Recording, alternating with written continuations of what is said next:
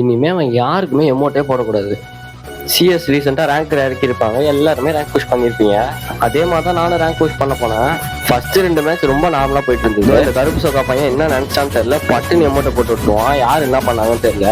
பதிலுக்கு நம்மளும் போட்டவனில்ல, ஸோ அதனால அவனுக்கு பிளான் வந்து போட ஆரம்பிச்சு எப்படி அவன் அடிக்கலாம்னு சொல்லிட்டு. அடுத்த ரவுண்ட் பிசான் எடுத்துட்டு போய் அடித்தானா சுத்தமாக டேமேஜே போல. சரின்னு சொல்லிட்டு ஒருத்தனை நாக் பண்ணிட்டு அந்த சைடு போகிறதுக்குள்ள நம்ம டீம்மேட் நாக் ஆயிட்டாரு. டீம்மேட்டை ரிவ்யூ பண்ணுறதுக்குள்ள அங்கே ஒரு ரிவ்யூ நடந்தே முடிஞ்சிருச்சு.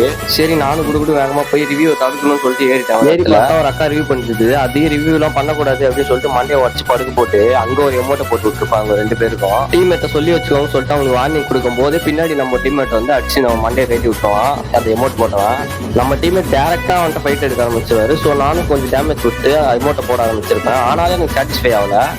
அடுத்த மேட்ச் என்ன நினைச்சானே தெரியல, தனியா ஏற ஆரம்பிச்சிட்டான். நானும் சரி உஷாரா ஓரியான் போட்டு அவன் பக்கத்துல போனேன். அதுக்கப்புறம் பிசான்ல அழுத்தி பிடிச்சி இருத்த 4 குளோவால அவனுக்கே 3 குளோவால போட்டு அதுக்கப்புறம் எமோட்டை போட்டு ரிவெஞ்ச் எடுத்தாச்சு. என்னதான் நாங்க அந்த மேட்ச் தோத்துருந்தோம், அனாவசியமா எமோட் போடக்கூடாதுன்னு அவன் கத்துன்னு இருந்திருப்பான்னு நினைக்கிறேன்.